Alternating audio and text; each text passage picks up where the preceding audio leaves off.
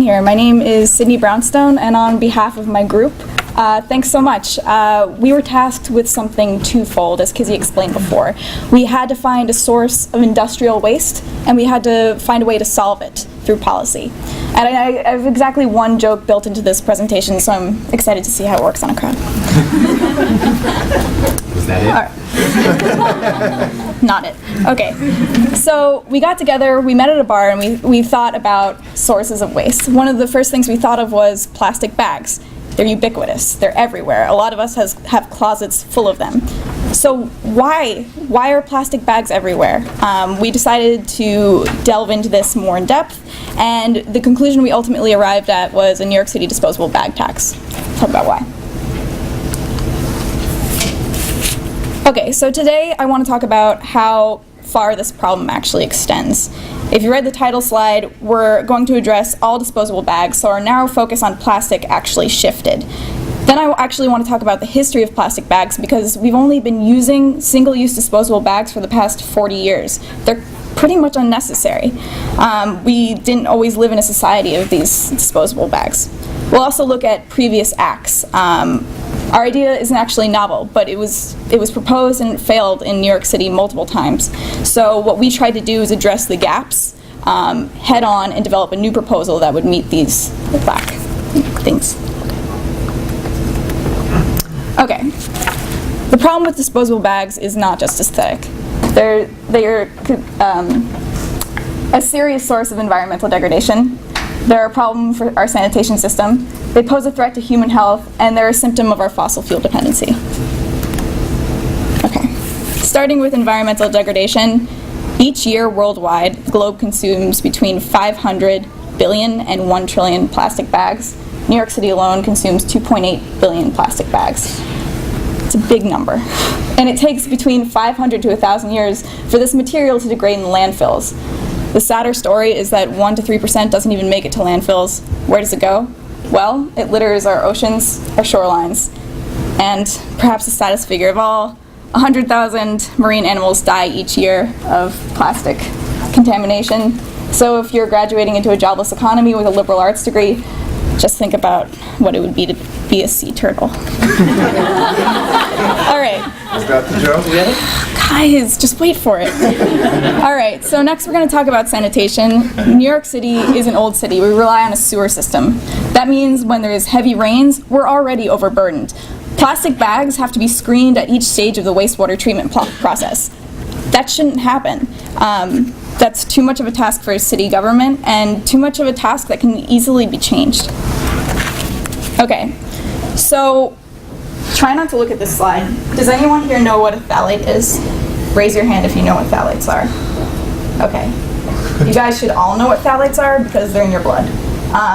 Now, this problem didn't exist 50 years ago. Phthalates are derived from plastic and derived from our exposure to plastic. And what are they? They're endocrine disruptors.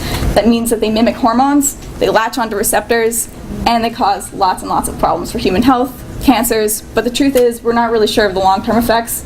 But if we're abiding by the precautionary principle of health and health initiatives, we should probably just avoid them, right?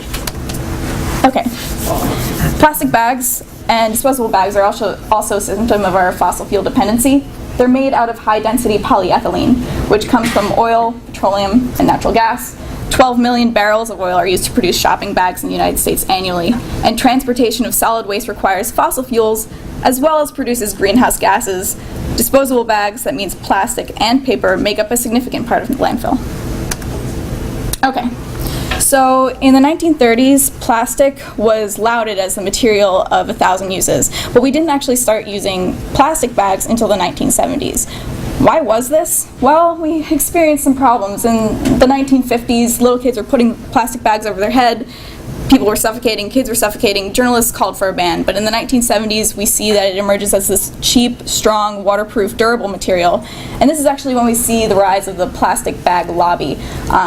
The names have changed over time, but the two most influential groups now are the PBA, the Progressive Bag Affiliates, and yes, that's it. That was the joke. And the American Chemistry Council, which is also funny because they sound completely legitimate, but they're made up of plastic bag manufacturers. So use increased dramatically. All right. So why all disposable bags? The problem isn't just plastic. It's not just these environmental degradation statistics. This is about our choice as consumers and consumer behavior. What makes paper better? Nothing. If someone asks you paper or plastic, the answer should be neither. I brought my reusable bag. Paper bags use more water in production. They take 7 trucks to transport the same amount of paper bags as plastic. They're a burden on natural resources as well. And it turns out that Washington, D.C. set a precedent. Last year, they were the first city in the United States to pass a disposable bag tax. And they weren't the only ones. Now, here we have national and international countries, cities, that have implemented some kind of limit on disposable bags. New York City is a progressive city. Why don't we have a disposable bag tax or ban? California, actually, San Francisco enacted the first national disposable bag or plastic bag ban. They didn't want to. They wanted to enact a tax, but the governor signed into legislation making it illegal to tax plastic bags. They had to resort to a ban. Okay, so in 2008, Mayor Bloomberg actually did propose a tax. He proposed a 6-cent fee on all plastic bags distributed to shoppers at the register. 1% would go to individual retailers as an incentive. And this was mainly to close gaps in city budget. An estimated $84 million was projected in revenue. What sounds bad about that? It's not really obvious right away. Well, who carries around reusable bags and where do we get them? They're chic. They're from Whole Foods. They're from Trader Joe's. The majority of New Yorkers do not have access to these places. So this was seen as an unfair burden on the low-income working class, who really does rely on plastic bags, often from grocery stores, from bodegas, from supermarkets. And it was also seen as a nickel tax on food because Mayor Bloomberg's proposal was specific to groceries and food retailers. And because of these two reasons, Speaker Christine Quinn never even brought it to the table for discussion with the City Council. However, the next year, something else interesting happened. In 2009, we see the New York State Plastic Bag Reduction, Reuse, and Recycling Act. Now, this required large stores to establish plastic bag recycling programs, required that these stores offer reusable bags for purchase. There are two really big problems with recycling. One, enforcement has been negligible. If you just go to any Rite Aid in the city, which we did, it's not easy to see these containers. We did not see the program enforced. Also, plastic bags can't actually be recycled. That's the little-known fact. They can only be downcycled, which means that they can only be turned into lesser plastic products that cannot be recycled. And often, these new products require virgin plastic. In fact, the plastic bag lobby, those two organizations I mentioned, the PBA and the American Chemistry Council, they actively advocate recycling legislation as well as weaker legislation, anything other than a ban or a tax. All right. That's because a tax actually does change consumer behavior. It's revenue positive. It's an economic incentive. It's proven to work. And it, as I said before, it changes consumer behavior. Okay. Where our initiative comes in is where the prior initiative was lacking. We want it to be inclusive, revenue positive. We wanted to close gaps in the city and state budgets. And we want to do some eco-justice. We want to level the playing field. We don't want to make this a tax with regressive qualities that's unfair to working class populations. In fact, we're taking notes from Washington, D.C. We're going to have an outreach and awareness campaign prior to the tax being enacted, as well as distribute reusable bags free in these low-income areas. This also is going to apply to all retailers. No one is exempt. It's not a nickel tax on food. It's a tax on everyone. Okay. So I never said this is going to be easy, and the implementation pathway is actually kind of complicated, so bear with me while I take out my notes because I'm going to explain this in a complicated way and then I'm going to explain it in a simple way. So how does a city levy a tax? It's not really the responsibility of a city, it's the state. So our initiative will be structured like an excise tax levied on beer. This type of tax is initiated by New York City Council, which drafts them as amendments to the New York City Administrative Code, votes on them as local laws, and then passes them on to the New York State Legislature's Committee on Rules. Okay? The committee then compiles all of New York City's amendments to the tax-related portions of the Administrative Code, then creates a bill that is voted on by the State Assembly and Senate. The good news is This type of legislation has been passed with about 3/4 of the legislature's approval for the past decade, and this legislation will thus officially amend the New York City Administrative Code, and the tax will be able to go into effect. If you didn't understand a word that I just said, here's the takeaway. This is kind of like Microsoft Word. Have you guys ever used track changes? You can make a bunch of changes in red and blue, but the changes actually never really go into effect until you hit accept all changes. Accept all changes is the state measure. Tracking all the changes in blue and red is what the city would do. All right, so let's talk about stakeholders. We have politicians who would support us. We have the Commissioner of the DEP, Carter Strickland. We have the Commissioner of the Department of Sanitation. Speaker Christine Quinn has traditionally been opposed to a plastic bag tax, but we really believe that because we address her prior concerns, this would be favorable. It's a public good. All right, and then we have consumers and retailers. We talked about the burden on lower income consumers before, and we talked about an incentive to retailers. That's something for the state to figure out. Lobbies, the American Chemistry Council, and the Progressive Bag Affiliates, they're going to be difficult to fight, but we believe we can do it. One of our research coordinators found this quote, and I think it's a pretty good summation of our initiative. No civilization in human history has collapsed for a lack of a means to convey small goods to their abodes. However, civilizations have failed for abusing their environment and depleting their resources. Thank you.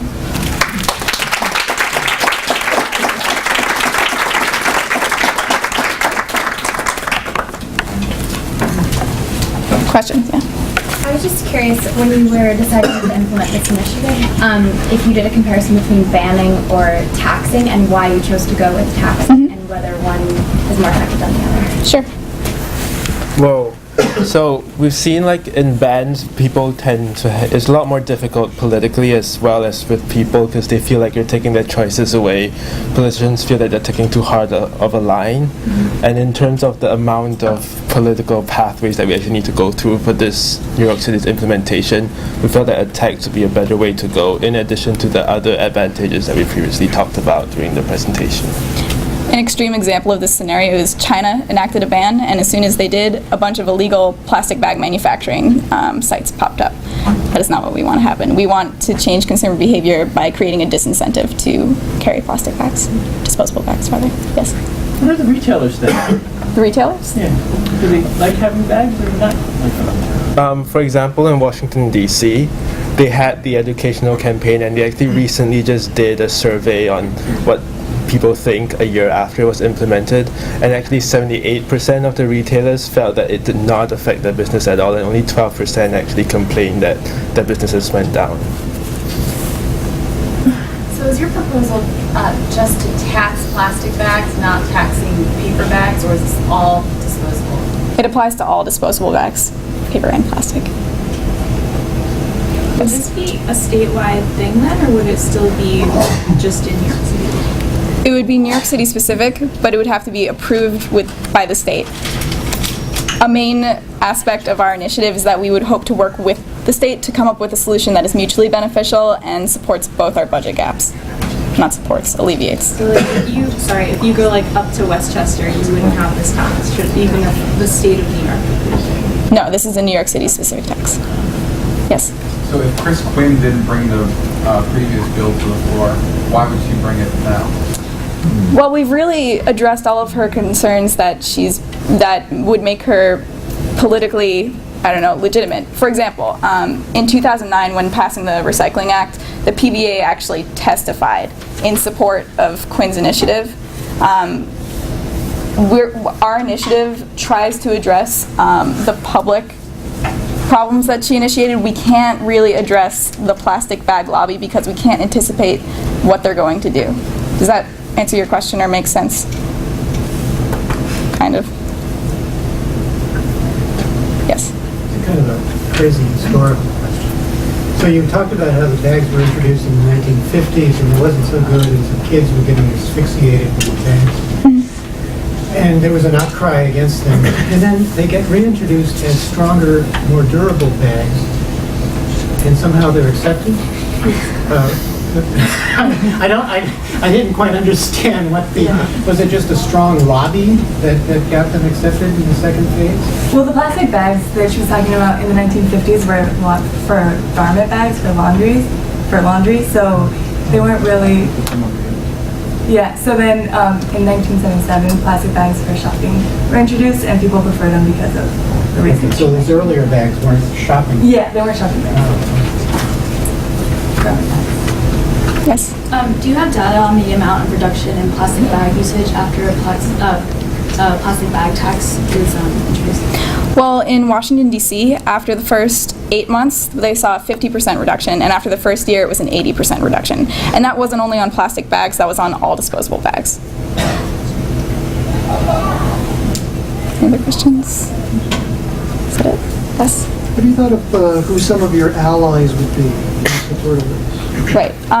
Most of our allies would come from committees in City Council, the Department of Sanitation, or the Committee on Sanitation and Solid Waste Management, as well as the Department of Environmental Protection, who have advocated legislation that supports limiting plastic bag and disposable bag use in the past, as well as Mayor Bloomberg, who has actually initiated a tax twice on this issue. Yes? Can there be a public campaign without moving forward with the tax, or serious public campaign? It has actually happened. Most people don't even know that you can recycle the plastic bag. That may be true, but countries like Australia have actually had a countrywide campaign very strongly for 3 to 4 years. They did see results for the first couple of years, but they reached a certain point where they have reached the target and people who actually care about the situation, they know. And after that, it just stopped having any effect. And a year after, like 3 years after the countrywide educational campaign was introduced, the use for plastic bags actually went back up like 20 to 30%. And this has been the case in other cities in America, like Texas, who also had campaigns which saw rather modest results, like 30 to 40% reductions. That is not what we want to achieve with this And what project. about the biodegradable plastic bags? Because in Europe they started using those. Yeah, those would actually be included as disposable bags. They're inefficient to recycle as well. They take a long time to degrade. What was I thought they took 3 months. Actually, for those sort of biodegradable bags, they actually require very specific conditions to be biodegraded in 3 months, which we won't get in our typical landfills.